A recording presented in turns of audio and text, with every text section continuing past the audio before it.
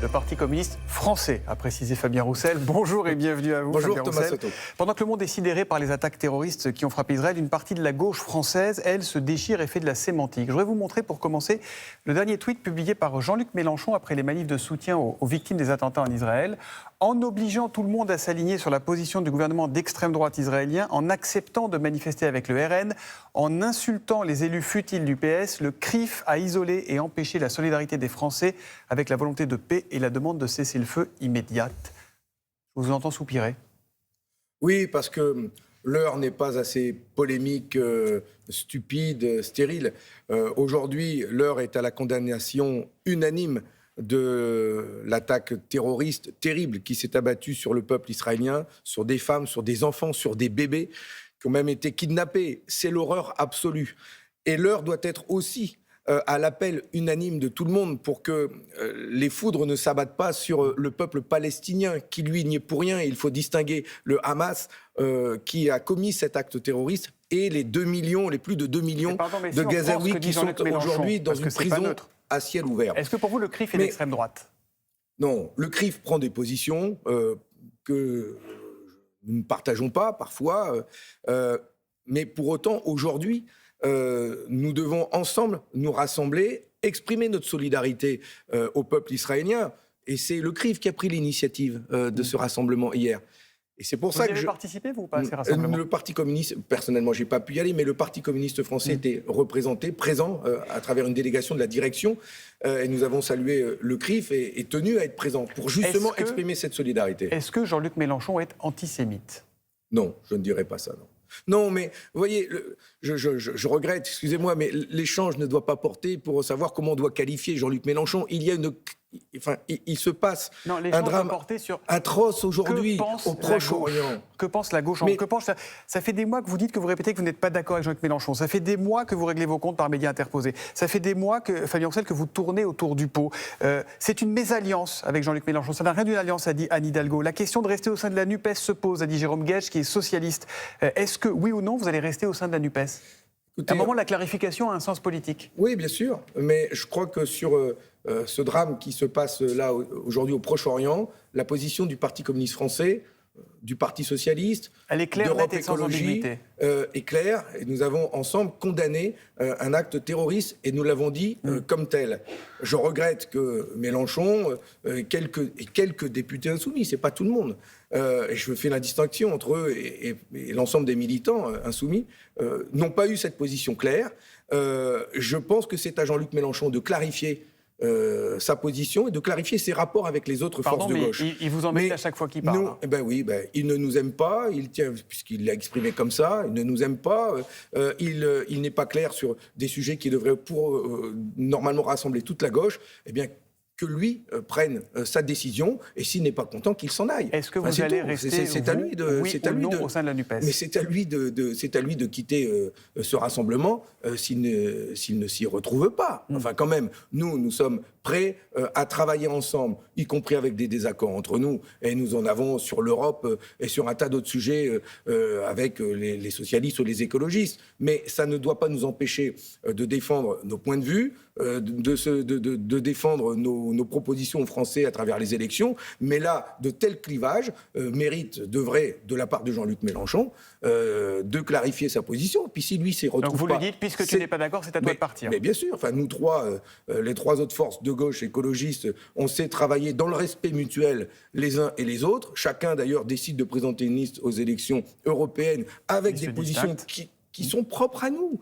Mais ça, c'est la richesse de la vie politique.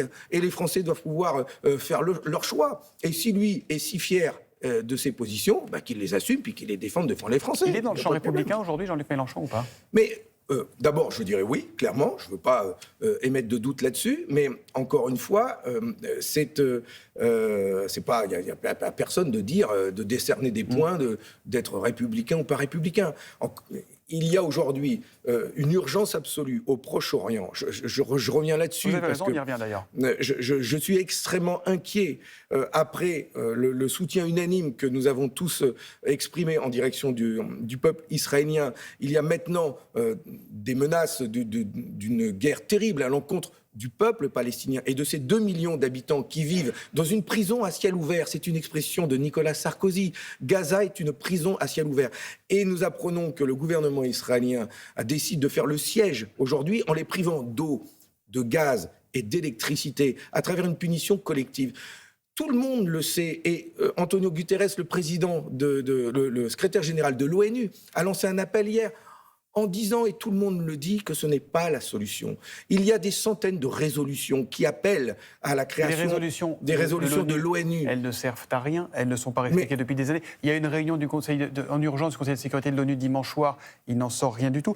Très concrètement, le patron de LR, Éric Ciotti, il a déposé à l'Assemblée une proposition de résolution, pour le coup, afin de suspendre l'aide au développement français en Cisjordanie et pour la bande de Gaza. Il dit l'autorité palestinienne, par sa faiblesse et sa corruption, a manifestement échoué à contrôler les groupes terroristes. Êtes-vous favorable à cette motion ?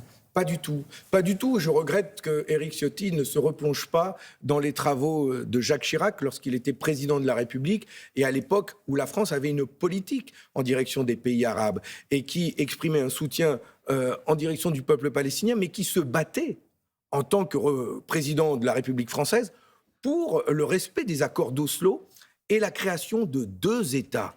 Et c'est ça aujourd'hui. Il dit, si l'argent qu'on envoie là-bas, 61 millions pour la France en 2021, si l'argent qu'on envoie là-bas sert à financer le terrorisme, alors il faut se poser la question. Il ne dit pas qu'il ne faut plus aider les Palestiniens. Mais il fait l'amalgame entre l'autorité palestinienne et le Hamas, qui est une organisation qui a toujours rejeté les accords d'Oslo.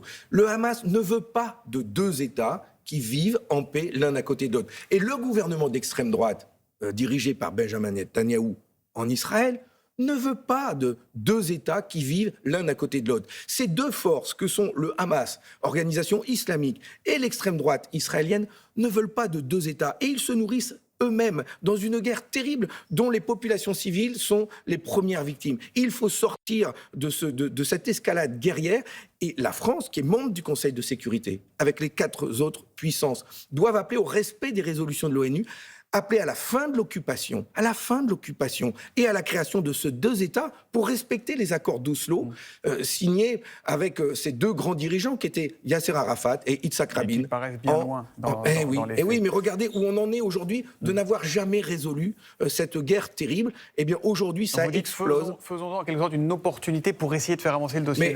Mais la seule solution, avec guillemets, évidemment. La seule solution, c'est la fin de l'occupation. La fraternité entre les peuples doit être plus forte que la barbarie. Et c'est ce à quoi nous appelons dans notre grande diversité, quelles que soient nos opinions, nos confessions religieuses. C'est l'humanité qui doit prendre le dessus. Fabien Roussel, l'actualité, c'est aussi encore et toujours le coût de la vie qui étouffe des millions de Français. Vous les avez appelés, les Français, à se rassembler devant les préfectures et à les envahir, même si nécessaire. Idem pour les stations-service. Comment comprendre cet appel ? C'est un appel à l'insurrection ? C'est un petit fumet gilet jaune, tout ça ? Alors, nous avons commencé, d'ailleurs, si vous avez pu regarder. J'étais à Lens vendredi soir, déposé plus de 11 000 pétition signée à l'initiative de mon collègue Jean-Marc Tellier, la sénatrice Katia Pourceau et le sénateur Jean-Pierre Corbizet. Nous avons ensemble, d'ailleurs les maires, les élus communistes, socialistes, divers gauches, sans étiquette, ensemble, nous avons mené cette campagne là-bas, dans le bassin minier. La vie chère frappe énormément le pouvoir d'achat des Français. Eh bien, c'est ce que je souhaite faire dans toutes les préfectures, les sous-préfectures de France. Il faut envahir les stations-service, les grandes surfaces, les préfectures... Vous voyez bien que je ne parle pas d'invasion. Enfin, nous avons fait des rassemblements pacifiques. Nous ne sommes pas là pour y aller avec la faucille et le marteau d'un côté pour aller abîmer les préfets. Nous sommes là... Vous avez encore une faucille et un marteau ? Oui, la faucille des paysans, le marteau des ouvriers, parce que nous sommes le parti de la terre et des usines. Mais nous y allons avec une volonté d'alerter le gouvernement. S'il ne prend pas des mesures fortes contre la vie chère, pour augmenter les salaires et les retraites, regardez, ça se fait en Belgique, vous en avez parlé, ça se fait en Belgique. Là-bas, les salaires sont indexés sur l'inflation. Et il n'y a pas de spirale inflationniste. Et donc, nous voulons, que les salaires soient indexés sur l'inflation, qu'ils augmentent pour tout le monde, ce qui n'est pas le cas aujourd'hui dans grand nombre d'entreprises. Il y a près de 200 milliards d'euros d'aides publiques versées par l'État aux entreprises sans aucune contrepartie. Il est temps de conditionner ces aides et de faire en sorte que les salaires augmentent dans notre pays. Fabien Roussel, j'ai une dernière question. Je vois que vous portez le ruban rose du mois d'Octobre Rose, le mois de mobilisation contre le cancer du sein. On en parlera dans quelques minutes avec les invités de Marie Portolano. Vous voulez déposer une proposition de loi pour demander quoi, très simplement? Aujourd'hui, les cancers du sein sont pris en charge au titre des affections de longue durée, la LD, à 100% par la sécurité sociale. Malgré tout, les femmes atteintes du cancer du sein ont beaucoup de frais à côté, nécessaires, indispensables, prescrits par les médecins. Par exemple, des crèmes hydratantes ou des vernis anti-UV parce que les ongles tombent et il faut protéger ces vernis. Ou les soutiens-gorge post-opératoires. Tous ces frais sont payants et ils ne sont pas pris en charge. Je déposerai avec mon collègue Yannick Monnet une proposition de loi pour que 100% des frais liés à la prise en charge de cette maladie soient pris en charge parce que ça représente énormément d'argent. J'ai rencontré une femme lors de mon déplacement dans le Cantal, à Aurillac, qui, elle, en une année, on a eu pour 1 200 € de frais. Donc vous voulez que tous ces frais-là aussi soient pris en charge à 100%. Oui, parce que c'est pas normal que parce que c'est un cancer du sein donc aux femmes, les femmes aient plus à payer que dans d'autres maladies. L'an dernier, vous étiez venu avec la moustache au mois de novembre, oui, dans le parce cadre de l'opération Movember pour les sensibilisations au cancer masculin. Vous la laisserez pousser encore cette année? Je me laisserai peut-être pas pousser la moustache, mais en tout cas, je poursuivrai cette campagne et je tiendrai des initiatives pour inviter les hommes à se faire dépister du cancer de la prostate de la même manière. Merci Fabien Roussel d'être venu dans les 4V. Bonne journée. Ça vous va bien pourtant la moustache, Fabien Roussel? C'est pas ce qu'on m'a dit. Merci beaucoup à tous les deux.